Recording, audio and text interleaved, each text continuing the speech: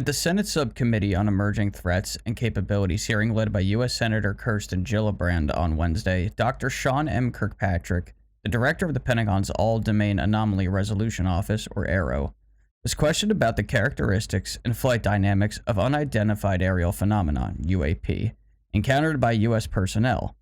The hearing included the presentation of common UAP shapes, reported characteristics, and new videos. Dr. Kirkpatrick was the only witness during the open portion of the session. "We don't know where they come from, who made them, or how they operate," Gillibrand said in her opening remarks, referring to anomalous incursions that AARO is tasked with investigating. Gillibrand expressed additional concerns about the limited operational budget allocated to the office, as well as coordination between AARO and other agencies regarding recent incidents involving unidentified aerial objects shot down over the U.S. and Canada earlier this year. According to Kirkpatrick, only a small portion of the reports gathered by AARO exhibit flight or performance characteristics that appear to be anomalous. He also acknowledged that human beings can be influenced by various factors, and that incomplete data and misinterpretations may be the cause of many UAP incidents that seem unusual or unexplained. This particular section, among several others, gave me the impression of being a mere reiteration of information that has been excessively mentioned, some of which could be deemed as self-evident. This is not to say that UAP, once resolved, are not of national security interest, Kirkpatrick said. From the outset, Kirkpatrick emphasized that none of the data gathered by his office implies that UAP have extraterrestrial origins or that they involve technologies beyond our current scientific knowledge. I should also state clearly for the record that in our research, AARO has found no credible evidence thus far of extraterrestrial activity, off-world technology, or objects that defy the known laws of physics. In my opinion, this exemplifies the characteristic evasive language often employed by politicians and government officials alike. It's possible that the information gathered by AARO does not necessarily indicate the involvement of non-human intelligence. However, I firmly believe that evidence to the contrary exists elsewhere. Nonetheless, it's unlikely to be made readily available to the general public at this time. I encourage those who hold alternative theories or views to submit your research to credible, peer-reviewed scientific journals. AARO is doing the same. That is how science works, not by blogs and social media, Kirkpatrick added. This particular statement felt like an implicit dig at online UFO researchers and enthusiasts, which was fairly aggravating to hear. While any government representative is entitled to express their opinion regarding how citizens gather and scrutinize data, we are the ones fighting for truth and change more than almost anyone else. If the gatekeepers within the government persist in obstructing the disclosure of information regarding the phenomenon, then it will be left to us, the citizens, to force the gateway open by ourselves. After the opening statements, Kirkpatrick presented a series of slides that illustrated various characteristics associated with UAP reports collected by AARO. According to Kirkpatrick, most UAP sightings in the current dataset occurred at altitudes ranging from 15,000 to 20,000 feet, which corresponds to the high volume of air traffic in those areas. Kirkpatrick also provided information on the shapes of the observed objects, noting that roughly half of all reported UAPs are spherical or round in shape. Keep in mind that this particular dataset does not encompass the entirety of the various shapes, forms, and configurations that have been observed. In an upcoming video, I intend to produce an all-encompassing guide on the characteristics of UFOs to the best of my abilities. Keep an eye out for that when it drops.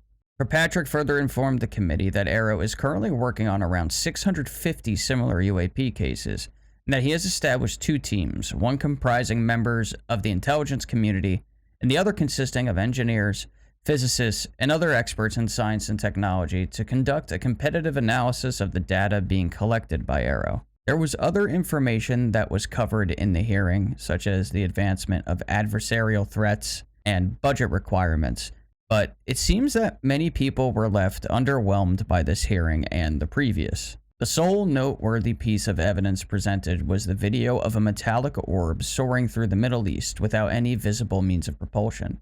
According to Kirkpatrick, such sightings are frequently observed, yet their origin remains unknown. This portion of the hearing really sticks out to me, as this is not technology that is known to exist in any military inventory on our planet. As per a recent article in the Liberation Times, authored by an aerospace engineer from Georgia Tech who goes by the pseudonym of Condor Man 6 on Twitter, a sphere constructed of extraordinary superconducting materials has the potential to remain suspended in the air, withstand gusts of wind, and travel in any direction provided it can produce sufficient cooling power, or if the Earth's magnetic field can be amplified. Nevertheless, the engineer holds the view that we are currently incapable of fabricating such a technology, though it could be achievable in the foreseeable future.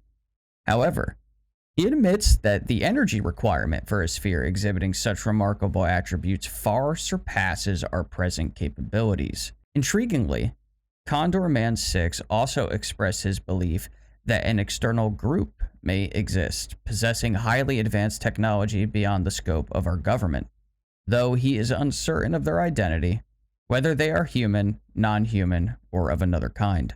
Attempting to convince the public that this footage represents foreign adversarial technology just isn't going to cut it.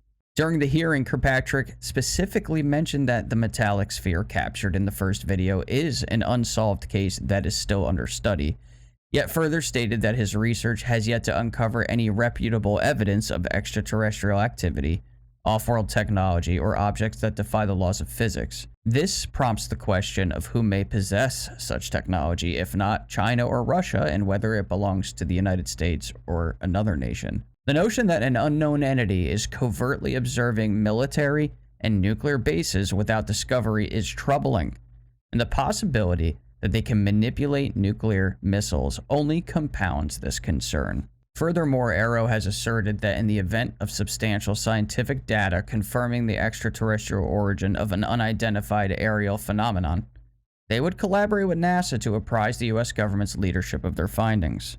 I can't help but wonder whether the disclosure of extraterrestrial life would be limited to the privileged and the powerful, as NASA's transparency has to be called into question. As a result, I implore any individuals who may possess evidence of extraterrestrial life to disclose their knowledge. I can't be certain of Arrow's credibility, and for all we know, this could all just be another smoke and mirrors tactic. If you're afraid to come out with information, if you're afraid to leak something yourself, there are those of us, including myself, who are willing to do it for you. My contact information will be found in the description of this video. Send me an email, DM me on Twitter, whatever's easiest for you.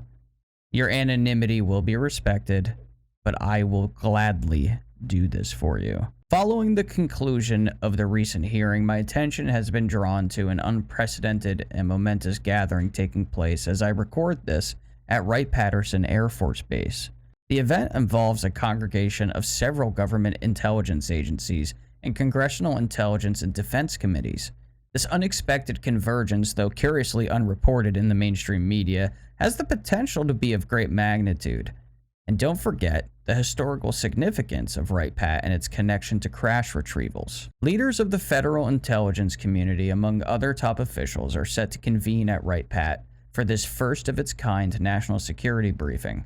Over half of the members of the House Permanent Select Committee on Intelligence attended a field briefing on Friday, while some had already arrived as of Thursday. The committee's chairman, Representative Mike Turner, and its ranking member, Representative Jim Himes, held a media briefing to address the upcoming retreat. Himes referred to the event as historic and noted that the committee had not undertaken anything like this before. The closed-door meeting is expected to cover topics of both national and global importance. Per usual, the general populace is privy to only a fragment of the entire picture, leaving us largely uninformed about the reality of what's transpiring behind the curtains. I urge everyone to approach this hearing with equanimity, and keep in mind that we were presented with footage of technology that should not exist, the potential ramifications of which are monumental.